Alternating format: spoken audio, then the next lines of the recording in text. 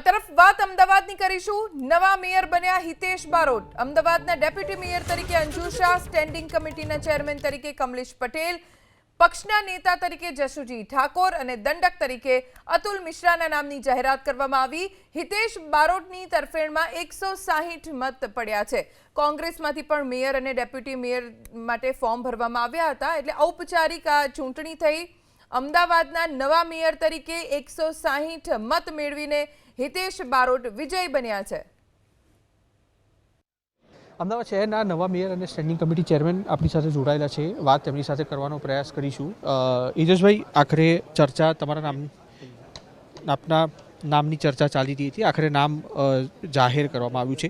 લક્ષ્યાંક કયા પ્રકારનું રહેશે, ટાર્ગેટ કયા પ્રકારનું રહેશે મેયર બન્યા બાદ?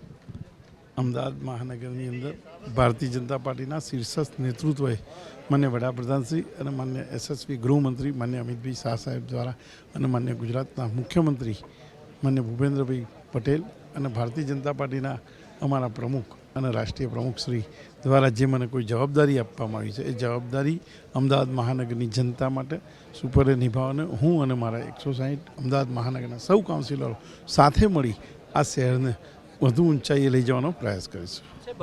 તમે ગત ટર્મમાં સ્ટેન્ડિંગ કમિટી ચેરમેન રહી ચૂક્યા, તેનો ફાયદો આખી જે તમારી ટીમ છે તેને કઈ પ્રકારે મળશે?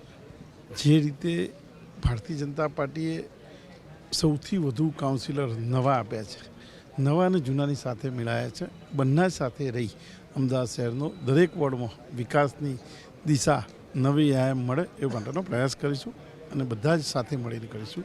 192 કોર્પોરેટર, હું તો આશા રાખું કે સમગ્ર અમદાવાદ મહાનગરના વિકાસ માટે સૌએ સાથ આપી, સૌનો સાથ સૌનો વિકાસ, જે માન્ય નરેન્દ્રભાઈએ જે સૂચન કર્યું છે અને જે આહવાન કરેલું છે એ આહવાનને પૂર્ણ કરવાનો પ્રયાસ કરીશું। કમલેશ પટેલ અને પણ પૂછવાનો પ્રયાસ કરીશું। સ્ટેન્ડિંગ કમિટી ચેરમેન તરીકે તેમનું નામ જાહેર કરવામાં આવ્યું છે। કમલેશભાઈ, સામાન્ય રીતે સ્ટેન્ડિંગ કમિટી ચેરમેનનું પદ હોય છે, મહત્વનું પદ હોય છે, કારણ કે તેની નીચે અન્ય પેટા કમિટીઓ આવતી હોય છે।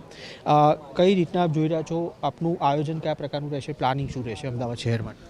સૌ પ્રથમ તો ભારતીય જનતા પાર્ટીના મોવડી મંડળનો આ દેશના વડાપ્રધાન આદરણીય શ્રી નરેન્દ્રભાઈ મોદી સાહેબ, ગૃહ અને સહકારિતા મંત્રી આદરણીય શ્રી અમિતભાઈ શાહ સાહેબ, ગુજરાત રાજ્યના મુખ્યમંત્રી શ્રી ભૂપેન્દ્રભાઈ અને અમદાવાદની સતત ચિંતા કરતા અને અમદાવાદમાં જ કામ કરતા એવા પ્રદેશના અધ્યક્ષ આદરણીય શ્રી જગદીશભાઈ વિશ્વકર્મા સાહેબનો આ તબક્કે હું આભાર માનું છું કે મારા જેવા એક નાનકડા કાર્યકર્તાને બૂથ લેવલે કામ કરતાં કરતાં આજે મહાનગરની અંદર સ્ટેન્ડિંગ કમિટીના ચેરમેન તરીકેની જે જવાબદારી આપી છે એ બદલ હું મોવડી મંડળનો અને અમદાવાદની સમગ્ર પ્રજાનો આભાર માનું છું।